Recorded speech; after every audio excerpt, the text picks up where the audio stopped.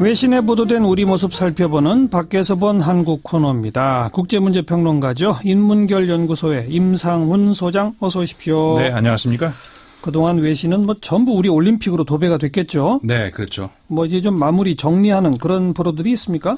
네, 워낙 큰 행사였기 때문에 또 북한 문제 관련해서 이제 민감한 이슈들이 많았다 보니까는 외신들도 우리 기사를 보도할 때는 올림픽 기사가 주로 거의 다였고. 그랬겠죠. 또 이제 우리나라 언론들도 또 외신 보도들을 굉장히 많이 관심을 보였던 것 같습니다. 예. 좋은 현상 같은데. 예. 어쨌든 이 코너가 그래도 시사자키에 밖에서 본 한국 아니겠습니까? 예. 다른 언론에서 못 본 한국, 다른 언론이 못 본 외신에서 본 한국 소개해드리겠습니다. 네. 네. 몇 가지 유형으로 나눠볼 수 있을 것 같은데요. 먼저 한국의 공손한 배려 문화, 외신은 이 부분에 많이 주목을 했습니다. 네. 대표적으로 독일의 베를리너 자이퉁 같은 경우에 18일 보도한 내용에 이번 올림픽 주최국 국민들의 아주 뛰어나고 고유한 특징 중 하나가 일단 감사하다는 인사를 하는 것이다 이렇게 말을 했습니다. 독일 기자들에게는 한국이 그런 문화가 이제 독특해 보였을 수 있는데요. 예를 들자면은 가끔 이게 좀 이상해 보이기도 한다는 겁니다. 왜냐하면은 외국인들이 그들에게 이제 우리가 다가갈 때 정작 부탁을 하는 건 자신들이라는 것이죠. 그러니까는 버스가 언제 출발하는지, 인터뷰 구역이 어딘지. 보안 검색 관련해서 이런 질문을 하면은 네. 그리고 그런 질문을 할 때는 이 기자들이 늘 친절한 자세로 질문을 하는 건 아니라고 하거든요. 좀 거칠게 질문하기도 하죠. 네.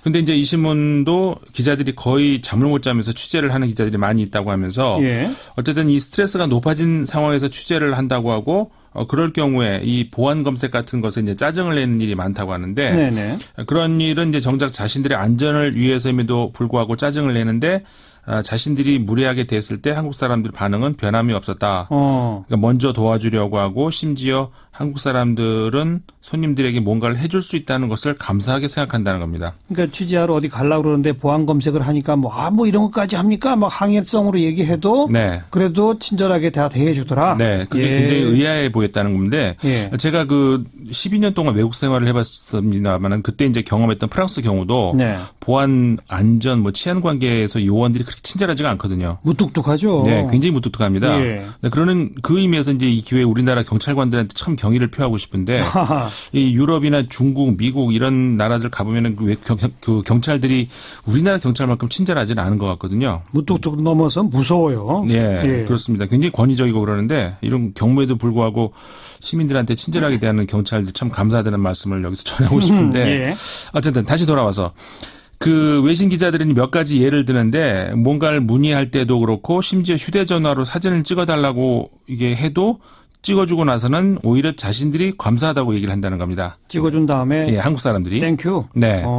그러면서 이제 그 외신 기자들이 본인들이 뭔가 방해하러 지구상을 누비는 게 아니구나. 자신들이 기분 좋은 사건 그 자체구나 이렇게 믿게 된다는 겁니다. 예. 심지어는 이 아침에 방을 나설 때 이게 문에 붙어 있는 올림픽 마스코트가 새해 복 많이 받으라고 인사까지 한다는 거죠. 아니 문에 붙어 있는 올림픽 마스코트가 진짜 인사를 해요? 그게 아니라 써 있다는 얘기겠죠. 그렇게. 네, 문구가 이렇게 써 있다는 얘기인데. 또 설 명절하고 딱 겹쳤잖아요. 네, 그렇죠. 그래서 이제 특히 그 설날 이 스켈레톤의 그 윤성민 선수 금메달 나오지 않았습니까? 그래서 이제 윤성민 선수 때문에 아마 그 설날 아침에 차례 지내는 시간을 지키지 못했던 가정들이 많이 있었을 것이다. 이렇게 보도하면서 그 벅찬 감동, 그다음에 환희를 주최국 국민들과 함께 나누고 싶다. 이렇게 얘기를 하면서 그 국민들에 있어서 감사했다. 이렇게 하면서 기사의 마지막 인사를 새해 복 많이 받으세요. 이렇게 끝내고 있습니다. 독일의 베를리너 자이퉁. 네. 우리의 공손한 배려 문화를 칭찬했다. 네. 또 어떤 점이 있습니까? 이런 친절한 전통 문화로서의 한국 말고 또 현대적 국가 이미지에 대한 찬사도 있었습니다. 네. 그 아태 지역 전문 매체죠. The Diplomat가 이 올림픽 시작한 첫 주에 보도한 내용인데요. 올림픽은 언제나 주최국에게 훌륭한 국가 홍보의 기회가 돼 왔다면서 이번 평창 동계올림픽의 경우에 한국의 현대적이고 효율적인 그런 국가로서의 이미지를 다지는 기회가 될 것이다라고 예상을 했었습니다. 사실 이번 올림픽이 적은 예산을 가지고 정말 효율적으로 치러내지 않았습니까? 그랬죠. 가성비로 따지면 훌륭한 올림픽이 아니었을까 싶은데 조금 전 이 신문의 지적처럼 이 효율성이 돋보였는데 예를 들어서 그 보통 올림픽이 열리기 전에 시설물들이 완공되지 않고 과도한 초과 비용이 문제가 된다던가 그러면서 이제 초조감 이런 게 있었다고 하는데 예. 이번 평창의 경우는 그렇지 않았다. 출발이 좋다. 그러니까 출발 좋다 이런 것은 당시 시점에서 그렇게 말을 했던 거죠. 예. 보도가 이제 첫 주였으니까. 예. 그리고 가끔 제가 여기 코너에서 소개해드렸습니다마는 이제 한국은 중견국으로서의 힘을 보여줄 때가 됐다. 이런 외신의 보도가 종종 있었거든요. 이 매체 역시 그 맥락에서 이 중견국으로서의 한국을 말하고 있는데 이 노무현 대통령이 시작을 해서 진보 보수 정권을 모두 거치면서 지지를 받은 이것이 이제 중견국 아젠다다. 예. 이게 이제 본격 추진할 때가 됐다. 이렇게 얘기를 하고 있는 겁니다. 사실 일부 시각에서는 올림픽에 대해서 그냥 스포츠 잔치인데 너무 정치적이다. 너무 다른 의미가 많이 부여한다. 이런 등등의 반응이 많이 있는데 네. 이 매체에 따르면 그거는 냉소적인 시각이라는 겁니다. 이게 저 학문 용어에서 그게 바로 극중주의라는 거거든요. 극중주의라는 거 실제로 학문 용어에 있는데 예. 이런 이제 시각이 극중주의라고 부르는 건데 그러니까 얼마나 많은 도시들이 올림픽을 유치하려고 하느냐. 단지 운동 경기 시합을 위해서 그런 건 아니다. 이렇게 이제 얘기를 하는 거죠. 올림픽 같은 메가 이벤트야말로 그냥 그 한 나라의 어떤 능력 이런 걸 다 세계에 알리는 그런 계기로 다 활용하는 게 맞는 현실이죠. 네, 그렇죠. 역대 올림픽이 다 그랬고요. 네. 예. 그 올림픽을 보고 나면 그 나라의 품격이 보이지 않습니까? 예, 예. 그래서 한 차례 이 코너에서 제가 다룬 적이 있었습니다마는 올림픽은 정치적이어야 한다. 그 말씀. 그러니까 인간의 아름다운 육체 대제전을 통해서 평화를 촉진할 수 있다면은 그것이 가장 숭고한 올림픽 정신이다. 이렇게 말씀을 드렸었는데. 뭐 올림픽의 태생 자체가 그렇고요. 네. 예. 근데 결국 그러니까 우리가 구별을 잘 해야 될 것은 정치 올림픽은 경계를 해야 되겠지만 올림픽 정치는 앞으로도 모든 국가들이 나눠야 되겠다는 거죠. 그러니까는 정치 논리에 매몰돼서 올림픽이 희생되는 것은 안 되지만 예. 올림픽 정신이 정치적인 그리고 외교적인 난제를 해결해 줄 수 있다면은 그게 본질적인 올림픽 정신이다. 이렇게 이제 말씀을 드릴 수 있다는 건데요. 네. 그래서 이 디플로매트에서 게재한 기고문이 주장을 하는 바에 따르면은 이제 한국이 북한 문제를 넘어서서 국제 문제 대응에 있어서 좀 능동적인 참여자가 되도록 앞으로는 모색을 해야 된다는 겁니다. 예. 그러니까는 뭐 우리가 G20 행사 또 핵 정상회의 많이 다 치르지 않았습니까? 예, 예. 그러니까 이번 평창 올림픽도 잘 치렀기 때문에 한국이 이제 중견국으로서의 그런 역량은 검증이 됐다는 거거든요.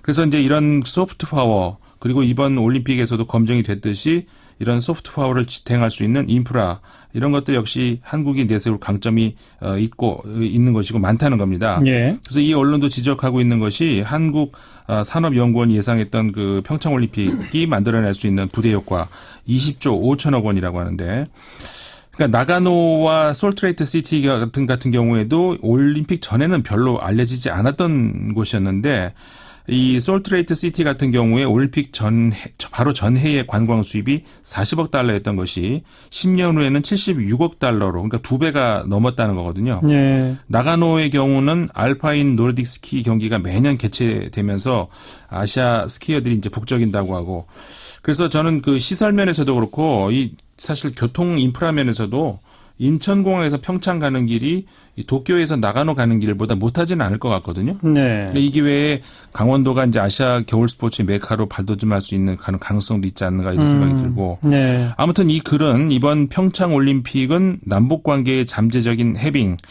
그리고 한국 선수들의 메달 획득 그 이상의 의미가 있다 이렇게 이제 보고 있는 겁니다. 예. 이게 뭐냐면은 외교적인 그리고 경제적인 영광을 누릴 절호의 기회다. 이렇게 더 디플로매트가 맺고 있습니다. 네, 뭐 다 칭찬이네요. 네, 칭찬들이 많이 있습니다. 또 어떤 점을 주목했나요? 이번에는 이제 올림픽에서의 그 소프트 파워. 소프트 파워. 그리고 이제 이어서 이제 그 좀 중복은 되긴 합니다만은 예. 그 한국의 이제 케이팝이라든가 영화 이런 뭐 한국의 힘 보여줬다 이렇게 아까 디플로매트에서 소개를 했거든요. 네. 근데 이번 이제 평창 올림픽도 이제 기여를 했고 그러면서 지난 2002년 월드컵에서의 한국 국민들의 열정적이고 또 과격하지도 않았던 그런 응원의 모습을 기억한다 이렇게 얘기를 했는데 과거 응원의 모습. 네. 예. 2002년도 월드컵이 있을 때 저는 이제 프랑스에 있었거든요. 아하. 근데 프랑스 언론에서도 그때 그 한국의 거리 문화, 응원 문화 이걸 충격적이라고 할 만큼 놀랍게 받아들인 적이 있었어요. 맞아요. 그랬죠. 네. 예. 그러니까 질서 정연하다는 것이 어떤 다르게 표현하자고 하면은 불필요하게 힘을 분산시키지 않으면서 정해진 목표물을 향해서 이제 에너지를 쏟아붓는 힘이라고 할 수가 있는 거 아니겠습니까? 예. 그러니까 그 힘이 과거 산업 발전 시대도 그랬고 지난 그 촛불혁명 때도 그대로 이제 보여줬다는 건데 네. 이런 놀라울 정도의 조화된 그 집중력이 이 적은 인구 그다음에 작은 영토임에도 불구하고 세계를 놀라게 하는 힘을 보여줬던 그런 한국의 에너지가 아닌가 이런 생각이 듭니다. 예. 근데 이제 제가 이런 얘기하면은 뭐 그 자화자찬이다 이렇게 얘기하실 수 있을 테니까 예. 이 관련 외신을 소개해드리겠습니다. 22일자 영국의 파이낸셜 타임스가 예. 이번 올림픽에서 세계를 깜짝 놀라게 한 그 여자 컬링 대표팀을 보도를 하고 있는데 네. 한국의 마늘 소녀들 동계올림픽을 정복하다 이렇게 제목을 이제 뽑았습니다. 예. 그러면서 이런 컬링 여자 국가대표의 힘이 한국의 힘이다 이렇게 보도를 하고 있습니다. 정작 그 대표 선수들은 마늘 소녀라는 별칭 싫어한다는데 네네. 여전히 외신은 마늘 소녀라고 부르는군요. 네, 계속 많이 씁니다. 근데 왜 그럴까? 근데 제 생각에는 이 마늘이라는 것이 한국의 매운맛을 대표하는 문화 아니겠습니까? 그렇죠. 그러다 보니까 이게 한국을 대표할 수 있는 어떤 상징적인 별명을 이게 마늘에서 찾고 그러니까 이걸 참 마늘을 포기하기가 싫은 것 같습니다. 예. 근데 이 신문은 컬링 국가대표가 보여준 기분 좋은 스포츠 스토리가 이번 평창 올림픽에 회자되고 있다 이렇게 전하고 있는데 특히 이들의 메달 획득은 한국의 성공 신화와 유사하다는 겁니다. 아, 맞는 얘기예요. 네. 예. 아까 말씀드린 것처럼 이제 적은 인구와 작은 땅, 자원도 없는 데서 이제 오직 구성원들의 이 집중력으로 이룬 성과라는 점에서 그렇죠. 한국의 이제 성공 신화가 이들 컬링 국가대표의 성공 신화와 일치하다는 거건데요. 예. 이 신문의 표현에 따르면은 의성은 남북으로 큰 대도시에 둘러싸인 작은 마을이다. 이렇게 이제 설명을 하고 있습니다. 네. 그러니까 북쪽으로는 관광으로 잘 알려진 안동, 남쪽에는 산업도시 구미가 있는 그러니까 큰 도시 사이에 끼어 있는 이제 작은 마을인데 예. 2000년대 초에 이 지역 당국이 마을을 알리고자 하는 절박한 마음으로 별로 가망이 없어 보이는 기회를 잡은 것이 바로 한국 최초의 국제 경기장 수준의 컬링 시설을 유치하는 것이었다 이렇게 보고 있습니다. 정말 이게 영국 파이낸셜 타임즈라고 그랬죠? 네. 영국 그러니까 스코틀랜드 지역에서 이 컬링이 시작됐다는 거 아니에요? 네. 그러니까 영국 전체에 있는 컬링장의 숫자나 컬링 선수들의 숫자, 뭐 캐나다의 뭐 컬링 경기장과 선수들의 숫자 이런 거 생각해 보면 이 정말 경기장 한두 개밖에 없고 선수 몇 명 없는데 은메달을 딴다는 건 이 사람들 생각할 땐 이해가 안 되는 거겠죠. 네, 그렇죠. 네. 그래서 이제 처음에 이걸 유치할 때만 해도 의성 주민들이 굉장히 의아해했다는 겁니다. 예. 그러니까 왜 신문 표현을 그대로 옮겨드리자면은 왜 얼음 위에서 요강 굴리는 이상한 종목을 가져왔나 이렇게 생각을 했다는 거거든요. 얼음 위에서 요강을 굴린다? 네. 아, 의성 군민들이 처음에 그랬대요. 네, 그렇게 생각했다는 겁니다. 이제 그러면서 이제 별로 지지를 못 받았던 그런 시설물이었다는 거죠. 네. 이렇게 해서 만들어진 경기장이지만 그리고 또 사실 인프라를 갖춘다고 해서 성공 신화를 다 쓰는 건 아니잖아요. 그럼요. 이 신문은 이 세계적인 그 시설이 있어도 가장 중요한 것은 결국 인간이라는 요소다. 이렇게 얘기를 하면서 네. 이 작은 마을에 국제 시설이 들어서자 다른 놀거리가 없었던 여고생들이 모였고 이렇게 시작한 여고생들은 재능이 있었다. 그리고 경험 부족을 극복할 수 있을 만큼 결연한 자세가 있었다. 이렇게 소개를 하고 있습니다. 그러니까 아무것도 없던 맨 땅에 그냥 이상한 컬링장 하나 세웠더니 네. 사람들이 모여서 으쌰으쌰 하더니 바로 때 메달 따더라. 그렇죠. 이게 한국의 성공신화다. 그렇죠. 예. 그러니까는 이 신문이 그 의성의 역사가 한국의 역사다 이렇게 얘기를 하면서 전쟁으로 황폐해지고 북쪽의 산업시설로부터 이제 그 비무장지대가 생기면서 이렇게 막혀버리고 그러면서 이제 가발, 섬유로 시작을 해서 많은 사람들이 결국은 나중에 무모하다라고 얘기했던 조선, 철강, 기타 중공업에 투자를 하면서 맞아요. 그러니까 당시에 한국이 조선, 철강 이런 중공업에 집중하겠다는 생각 이게 의성 마늘밭에다가 한복판에다가 올림픽 규모의 컬링 경기장을 짓겠다 이런 만큼 기이하게 생각했다는 것이죠. 예.